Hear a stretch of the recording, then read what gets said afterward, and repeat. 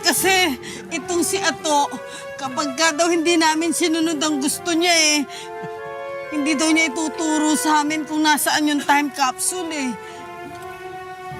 Actually, kaya ako naparito dahil dyan. Ha? Bakit? Kasi, ngayon ko na napansin na yung bilin ni Don Julio na inyong tatay, itong sulat na to, hindi valid. Bakit? Check ninyo. Mako, basahin mo. Teka muna. Hindi naman to sulat ng tatay namin Araw.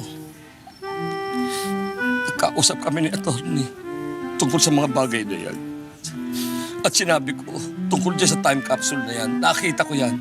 At napag-isip-isip ko na pwede ko sigurong gamitin yung susunod na wish ni Don Julio.